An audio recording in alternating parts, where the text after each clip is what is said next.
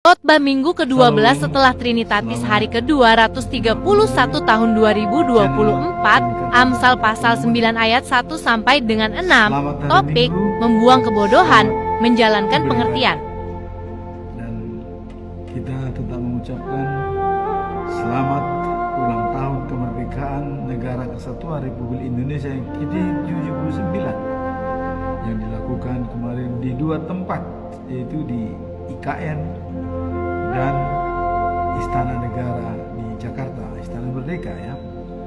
Ini adalah sesuatu anugerah atau hikmat dari Tuhan, bisa aman, tertib, dan berjalan dengan mulus dengan baik, menggambarkan kehidupan Indonesia di masa yang akan datang akan lebih baik. Mari kita dengarkan khotbah pada minggu ini, yaitu hari yang ke-231 tanggal 18 Agustus 2024. Khotbah diambil dari Amsal pasal 9 ayat 1 sampai dengan 6 dengan perikop hikmat dan kebodohan, dan dengan topik minggu adalah membuang kebodohan dan mengikuti jalan pengertian. Inilah topik minggu ini. Nah, sebagaimana biasa juga dengan prakhotbah diambil dari Injil Yohanes pasal yang ke-6 ayat 51 sampai dengan 58. Yesus roti yang memberi hidup. Nah, kemudian sebelum kita masuk dalam perikop bahwa membuang kebodohan dan menjalankan pengertian ya, adalah sebagaimana yang ditetapkan dalam Almanah KBP bahwa untuk topik 1 bulan itu tetap kita katakan bahwa hikmat dari Allah memelihara hidup. Jadi tetap hikmat memelihara hidup. Nah, kemudian sebagai ayat 1 bulan adalah karena perlindungan hikmat adalah seperti perlindungan uang, dan beruntunglah yang mengetahui bahwa hikmat memelihara hidup. Dikatakan melebihi perlindungan uang. Bagaimana sebenarnya uang? Uang adalah sebagai alat tukar, ya, alat hitung, dan alat menyimpan nilai. Nilai apa? Nilai yang kita hasilkan disimpan. Jadi hikmat itu pun adalah anugerah dari Tuhan, suatu nilai yang benar-benar berada dalam batin kita, dalam hati manusia. Nah, kemudian kalau kita melihat ya,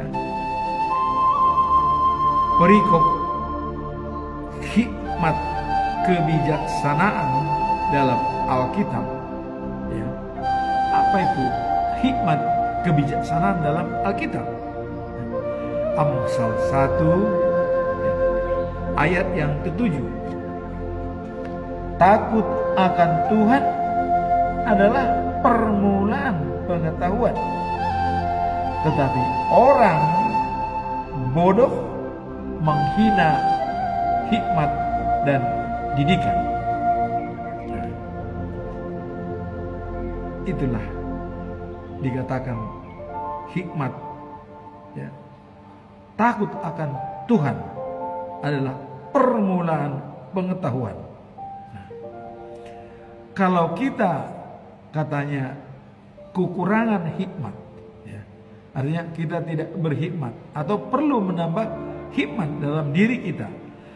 Kita baca dalam Yakobus 1 ayat 5 sampai dengan 6.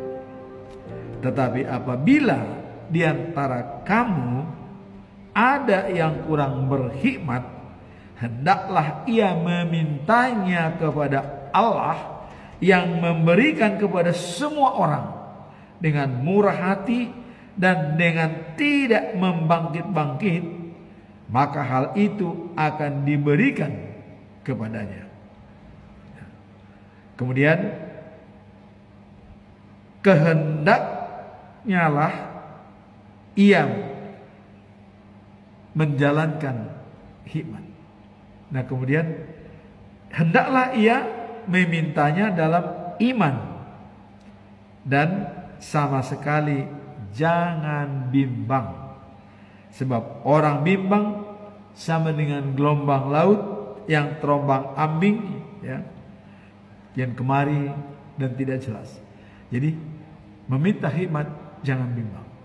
Tadi permulaan hikmat adalah takut akan Tuhan, adalah merupakan permulaan pengetahuan.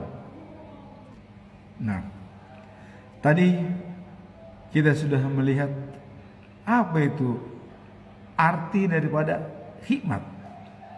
Nah, sekarang dalam perikop khotbah hari ini, hikmat dan kebodohan.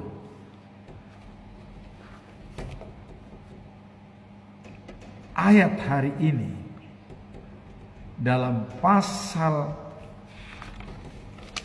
9 ayat 1, baiklah kita baca sampai dengan 6. Ya. Dikatakan begini: hikmat telah mendirikan rumahnya, menegakkan ketujuh tiangnya,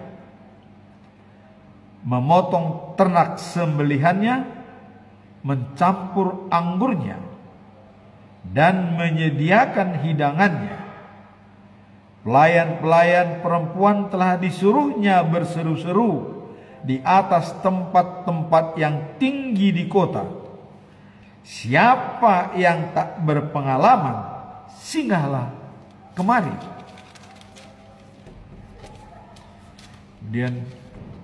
Dan kepada yang tidak berakal budi, katanya, marilah, makanlah rotiku dan minumlah anggur yang telah kucampur. Buanglah kebodohan, maka kamu akan hidup, dan ikutlah jalan pengertian. Wah, itu ayat khotbah pada hari ini sangat jelas, ya. Apa maksud, ya, Amsal dalam pasal 9 ayat 1? Hikmat menegakkan ketujuh tiangnya. Amsal 9 pasal 1, ya, menyatakan hikmat telah mendirikan rumahnya, ia telah memotong tiang-tiangnya yang ketujuh. Apa maksud daripada perikop ini? Ini adalah menggambarkan kebijaksanaan, ya, sebagai pondasi yang kokoh dalam kehidupan, ya, yang disusun dengan pengertian yang mendalam dan persiapan. Jadi pondasi yang kokoh dengan tiang rumah yang ketujuh.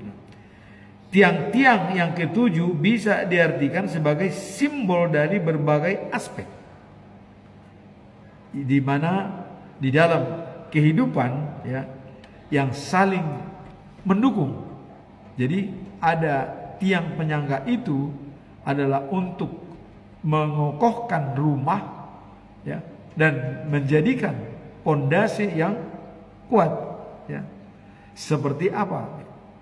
Kebenaran, keadilan, kebijaksanaan, dan kesadaran, ya, yang mendalam atas hubungan dengan Tuhan.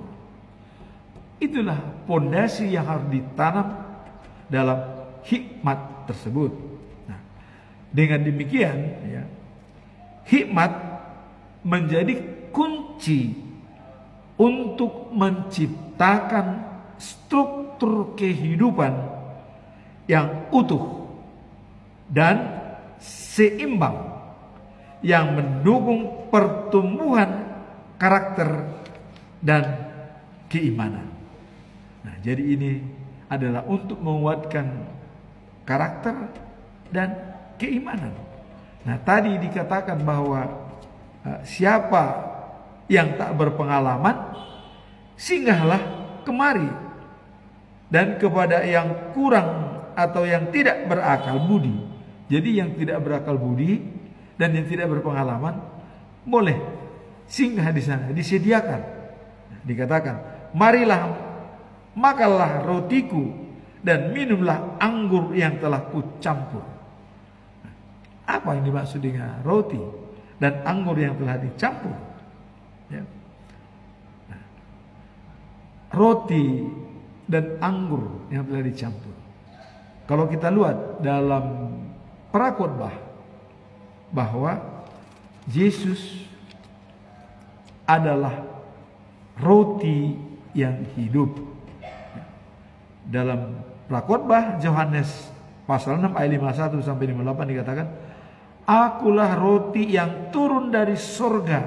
Orang yang makan roti itu tak akan mati. Roti yang memberi hidup. Orang yang akan kuberikan untuk kehidupan manusia di dunia ini adalah dagingku. Jadi akulah roti yang turun dari surga. Jadi kalau waktu dulu bangsa Israel di gurun pasir, Tuhan menurunkan manna, makanan bagi bangsa Israel. Tapi Yesus mengatakan itu makanan sehari-hari, daging. Tapi Yesus mengatakan akulah roti yang turun dari surga, artinya rohani. Jadi makanan rohani kita ya, adalah untuk hidup yang kekal adalah Yesus. Nah makanya Yesus mengatakan akulah roti ya. Dan siapa yang makan dagingku akan hidup.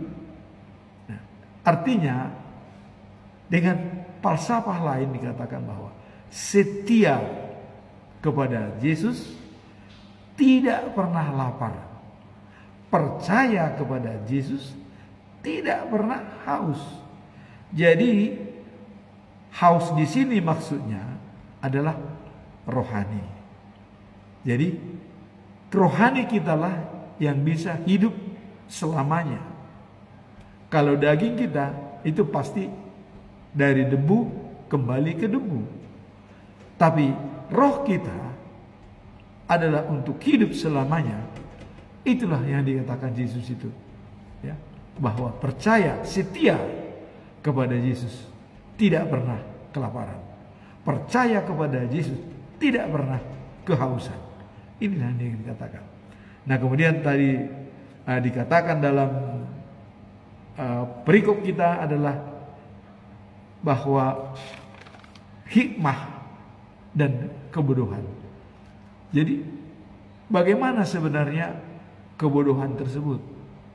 Bagaimana hikmah tersebut? Terus siapa yang bodoh dalam Alkitab? Dan siapa yang bijak dalam Alkitab? Kita baca dalam Amsal ya. Amsal 22 ayat yang ketiga. Kita lihat. Kalau orang bijak melihat malapetaka, bersembunyilah ia. Tetapi orang yang tak berpengalaman berjalan terus ya, lalu kena celaka. Jadi orang bijak dan orang bodoh ya, bedanya sedikit.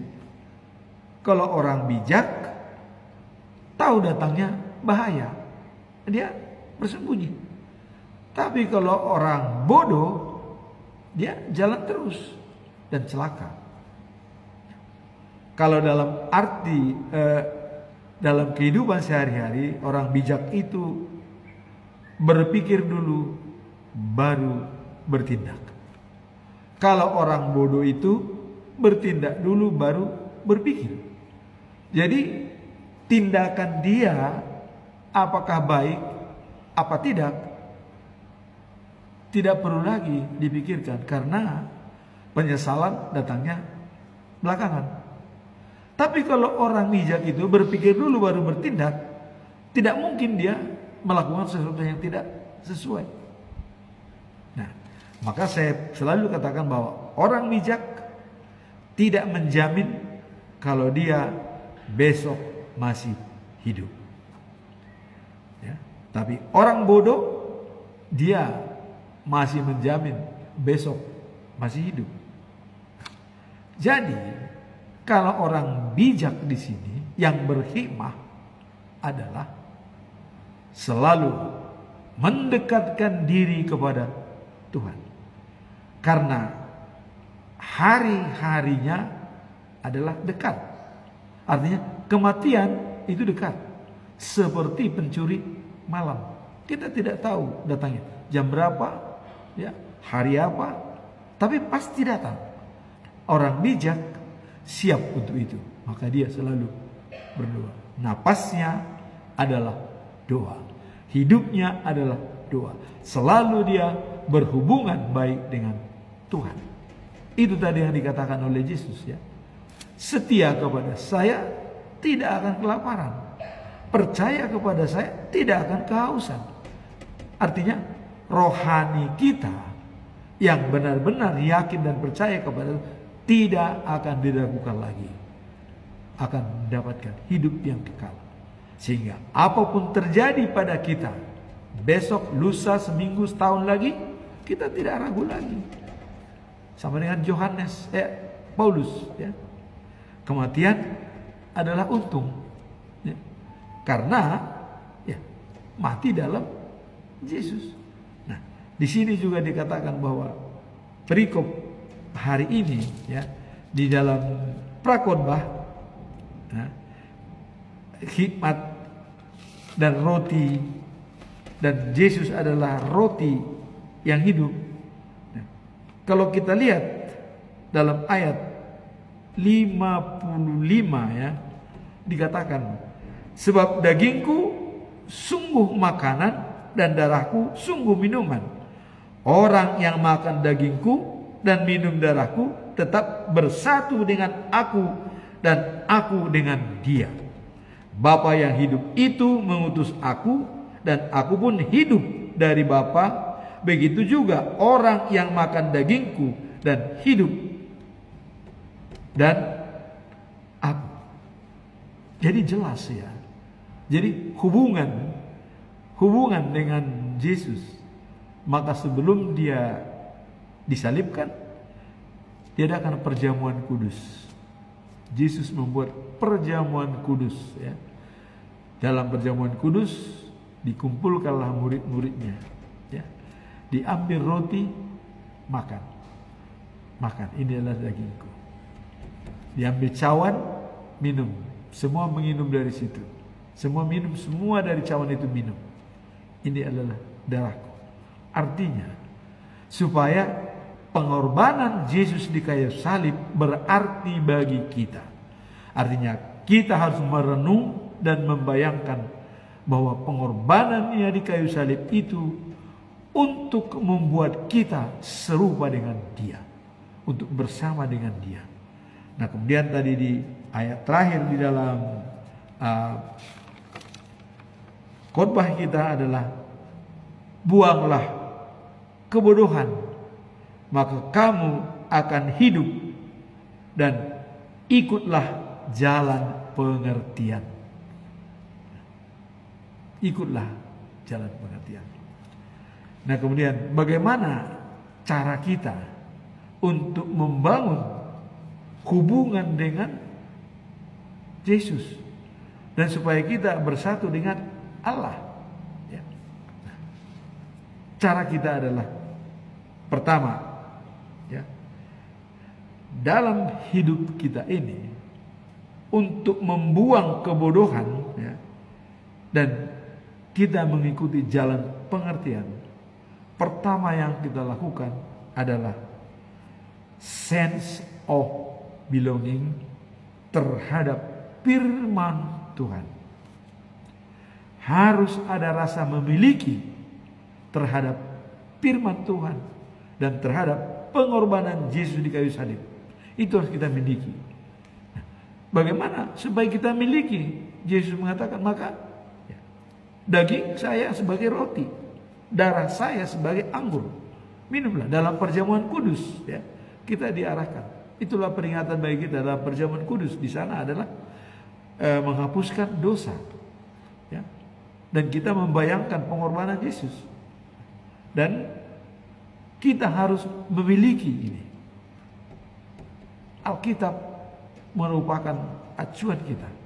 Nah, makanya dikatakan Martin Luther, ya, ada 3, sola gratia, dan keselamatan adalah anugerah.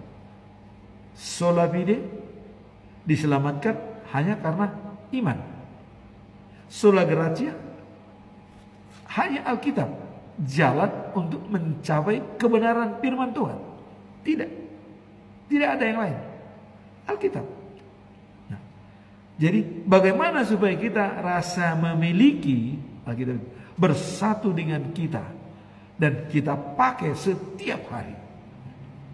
Itulah perlunya kita baca firman setiap hari untuk menambah iman kita dan hubungan kita dengan Tuhan, sehingga bisa dibedakan antara orang bijak dan orang bodoh. Tapi kalau orang bodoh, wah, dia kalau dalam bahasa Sunda dikatakan kumahangke, ya, bagaimana nanti, sehingga dia masih bisa menunggu. Kalau mau hari ini misalnya harus beribadah, udahlah besok masih ada waktu, berdoa sekarang, aduh nanti masih ada jam. Jadi artinya masa bodoh, masih menunggu. Itulah orang bodoh. Tadi dikatakan, buanglah kebodohan, maka kamu akan hidup. Ya. Kalau kita masih menyimpan kebodohan itu, kita mati. Ya seperti tadi, ya, Amsal 22 ayat 3. Orang bijak tahu datangnya bahaya, tapi orang bodoh tutup mata dan mati. Apakah kita mau tutup mata dalam hidup ini dan mati? Ya. Nah, kemudian yang kedua, ya, tadi adalah rasa memiliki terhadap firman Tuhan Alkitab, ya, dengan mempelajari pesan-pesan Martin Luther. Anugerah Tuhan, keselamatan itu adalah anugerah. Nah, kemudian hanya berdasarkan iman percaya kita kepada Yesus, Allah dan Roh Kudus yang bisa menyelamatkan kita. Nah, kemudian hanya melalui Alkitab lah yang bisa kita lakukan apa pekerjaan kita. Inilah dikatakan rasa memiliki terhadap firman Tuhan. Nah, kemudian yang kedua dikatakan adalah good understanding. Artinya saling pengertian. Bagaimana saling pengertian ini? Saling pengertian, saling membutuhkan, saling berhubungan, saling menentukan, saling mempengaruhi antara satu dengan yang lain. Terutama antara kita dengan Tuhan. Kalau kita sudah sama-sama mengerti apa yang dikatakan Yesus bahwa akulah roti dan hidup, ya. Dan barang siapa yang makan dari saya tidak akan mati, katanya, ya. Dan dikatakan akulah jalan dan kebenaran dan hidup, tanpa melalui aku tidak mungkin sampai kepada Bapa. Itu jelas. Apakah kita mengerti masalah ini? Inilah yang perlu kita mengerti. Jadi mengerti kita jalan Tuhan, mengerti kita maksud Tuhan, dan ini perlu kita tanam dalam diri kita. A good understanding, saling pengertian, dan kita saling berhubungan dan saling menentukan.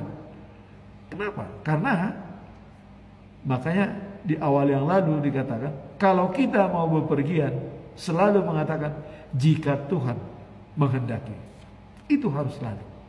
Nah, kalau teman-teman muslim mengatakan insya Allah, katanya, ya. Ini jika Tuhan mengizinkan. Saya akan pergi ke Jakarta jika Tuhan mengizinkan. Selalu mengatakan jika Tuhan. Itulah namanya kita mengerti apa maksud Tuhan dan apa jalan Tuhan. Kalau kita sudah mengatakan itu, berarti kita mengerti apa maksud Tuhan diberikan kita hidup. Ya. Karena begitu besar kasih setia Allah, maka diizinkan Tuhan Yesus yang tunggal anaknya untuk menyelamatkan manusia. Nah, jadi harus ada pengertian yang jelas. Ya. Kalau Stephen Covey mengatakan itu habit yang kelima ya. Nah, dalam 7 habit, seek the first to understand and then to be understood, katanya. Mengerti lebih dulu, baru dimengerti orang. Nah, di sini kita harus mengerti apa maksud Tuhan. Dikatakan, setia kepadaku tidak akan lapar. Percaya kepadaku tidak akan haus. Kenapa dicontohkan antara lapar dan haus? Karena inilah makanan hidup kita sehari-hari. Nah, diberikanlah itu makanan rohani kita, supaya kita tidak lapar, tidak haus. Rohani kita tetap tersedia makanan rohani setiap hari. Setia kepada Yesus, percaya kepada Dia, dan menggunakan hikmat yang turun dari Tuhan atau anugerah dari Allah, diolah oleh pikiran kita untuk mencapai tujuan apa yang mau kita lakukan. Nah, kemudian yang ketiga adalah goodwill, katanya. Ada cita-cita yang baik. Apa sih cita-cita kita? Apa tujuan hidup kita? Ya. Nah, Stephen Covey mengatakan, mulai dengan tujuan akhir. Jadi dalam setiap kita melakukan kegiatan harus dimulai dengan tujuan akhir. Apa tujuan akhir kita? Tujuan akhir kita adalah life after life. Hidup setelah hidup saat ini. Apa itu? The News of Jerusalem. Maka Allah mengatakan, Sion, kotaku selama-lamanya, dan aku memimpin di sana. Berhubungan langsung dengan manusia. Akan menyiapkan perjamuan pesta yang lengkap dengan daging-daging yang gemuk dan anggur-anggur yang berkualitas. Di sana hanya Tuhan yang membimbing kita berhubungan langsung dengan manusia. Nah, itulah tujuan akhir kita. Begin the end in mind. Mulai dengan tujuan akhir. Jadi kalau kita selalu berpikir dengan tujuan akhir, apapun yang kita kerjakan, ya, masuk nggak dalam tujuan akhir? Jadi parameter yang harus kita pakai dalam hidup ini adalah tujuan akhir. Hidup setelah hidup. Maka kita mempersiapkan bagaimana supaya hidup, yaitu tadi, ya, buanglah segala kebodohan, katanya dalam khotbah, ya, dan makanlah roti dari Yesus, ya, meresapi pengorbanannya di kayu salib, ya, itu menjadi bahan bagi kita. Dia role model, ya, sebab dengan matinya Yesus dia bangkit. Ini contoh. Nah, jadi kalau kita memulai dengan tujuan akhir, semuanya akan beres. Tujuan akhir kita adalah hidup setelah kehidupan. Tapi kalau tujuan akhir kita mati setelah kehidupan sekarang, ya itu bisa masa bodoh, bisa orang bodoh, ya. Nah, jadi dalam khotbah minggu ini adalah Yesus adalah roti yang hidup dalam kehidupan kita dan memberikan kekuatan bagi kita, dan tidak akan lapar dan tidak akan haus lagi dalam arti spiritual, dalam rohani. Nah, sehingga dengan percaya kepada Yesus tidak akan kehausan, setia kepada Yesus tidak akan kelaparan. Dan supaya kita selamat dalam setiap kegiatan kita, harus memulai dengan tujuan akhir hidup kita. Tujuan akhir hidup kita adalah life after life atau surga. Itulah tujuan akhir hidup kita. Dan itulah nantinya takdir kita. Jadi takdir di dunia ini belum ada, tapi takdir sudah ada di surga. Artinya terakhir sebagai takdir kita masuk surga atau neraka. Itulah terakhir. Kalau kita mati itu bukan takdir. Kita sakit, ya, kita lumpuh atau itu sudah stroke, itu bukan takdir. Bukan. Takdir kita surga atau neraka. Kematian bukan takdir. Kematian adalah jalan. Rest in peace. Kematian hanya kita beristirahat sementara sebelum kedatangan kedua kali. Ya. Nah, jadi yang saya katakan di sini, jadilah orang bijak, jangan seperti orang bodoh, tutup mata dan mati. Tapi jadilah kita orang bijak, tahu datangnya bahaya. Supaya kita tahu datangnya bahaya, maka napas kita adalah doa. Kita selalu mendekatkan diri kepada Tuhan, sehingga apapun yang kita jalani dalam hidup ini, apabila hikmat itu sudah berada dalam kita, anugerah Tuhan, maka dengan pikiran kita akan bijak menjalankan apapun yang kita tempuh. Itulah firman Tuhan khotbah pada minggu ini. Semoga kita bisa tetap mengikuti apa yang saya katakan di malam. Rasa memiliki terhadap firman Tuhan dan mengerti kita maksud Tuhan dan cita-cita yang baik. Mulai dengan tujuan akhir dalam hidup kita. Amin. Tuhan memberkati.